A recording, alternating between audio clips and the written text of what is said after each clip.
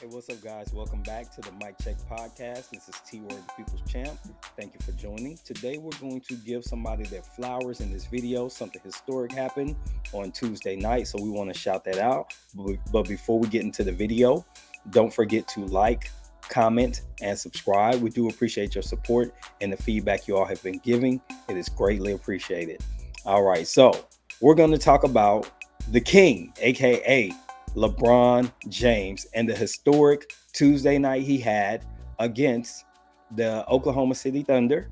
LeBron James was able to surpass Kareem Abdul-Jabbar in career points as the NBA leader with 38,390 by the end of the night. He needed 36 points to do so in this game, and he was able to do it. Even though there was a loss, we're not going to focus on that. We just want to go ahead and highlight the great performances that LeBron has put on over the years in order to reach such a historic milestone to become the leading scorer all time. That's a big deal. He's passed guys like Michael Jordan, Kobe Bryant, Bill Russell. The list goes on and on of these stud players who at one point or another were high up that list. He slowly worked his way up the list and became the leading scorer all time. So shout out to him. He had a special moment on the court with Kareem. They took several pictures. Adam Silver, the commissioner of the NBA, was there to congratulate LeBron. They really gave him his flowers on the court. They stopped the game, which, they've done this before. When you make a milestone like that, they stop the game. They make sure that everybody knows what you did, right? Excuse me. So I thought that it was a really special moment. His family was there. He got to share it with his young sons who are on the verge of becoming collegiate and NBA stars themselves. So it's always great when you're able to get your flowers from the people you love the most, and everybody's, and they're mentally there, they're physically there, they're able to step out on the court and be a part of that. So I thought it was amazing. His teammates will never forget that night for the rest of their lives as well. It was also great that Kareem was still around to be able to pass the torch. They even did a ceremonial. He took the basketball and he handed it off to LeBron. I thought that was a real classy move from one Laker to another. As a fan of sports moments, you don't have to be a fan of a person to be a fan of the moment. And I thought that there was no reason for anybody to let the moment go past them and really just appreciate everything that LeBron James has been throughout his career. As everybody knows, I'm a staunch who's the GOAT. It's going to be MJ for me, but I also grew up in the MJ era. But I do recognize the greatness that is LeBron James. I feel really privileged to have been able to be a fan through two of the greatest players of all times eras. I seen it all. You know what I mean?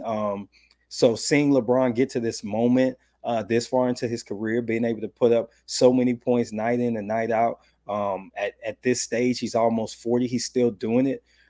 You just gotta, tip your cap, man, and just, congratulate greatness when you see it.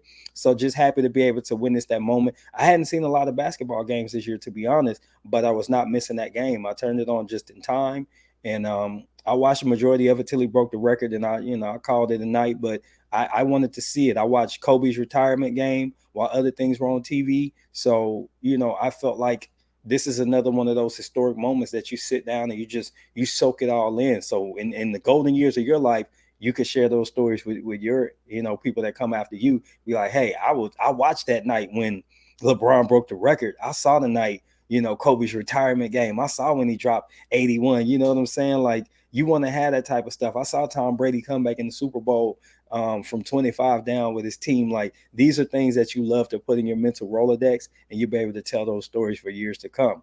Other historic moments that I just want to bring up while we're at it. Today is February 8th, and we're right around the time where back in high school, it's been 30-something years, Lisa Leslie scored 101 points in 16 minutes. That's a half of high school basketball, 101 points. Her teammates produced 25 steals. Their opponents only scored 24 points in that time. So they stole the ball more times than the other team scored the basket. Think about that. And she was able to put up 101 points, and she only had about 7 layups of that 101 points. So that tells you she was shooting jumpers. She shot the lights out. So shout out to Lisa Leslie all these years later. But what's funny is that's not even the record. The record for one half of basketball is actually held a few years before her by Cheryl Miller, none other than Reggie Miller's sister. So Cheryl, yeah, if y'all seen the special, y'all know what I'm talking about. But anyway, another historic moment. So that just kind of tells you, man, women's sports have been doing things for years and years. We're just now being able to give them the spotlight. But I did want to go ahead and shine a little light on Lisa Leslie and Cheryl Miller on the end of this video. But again, all shout out to King James, aka LeBron James. Congratulations on your record. 38,390 points in his career and counting. Just keep that ticker moving. That odometer just keep rolling. So shout out to you. This has been T-Word for the Mic Check Podcast. Until the next time, I am out. Peace.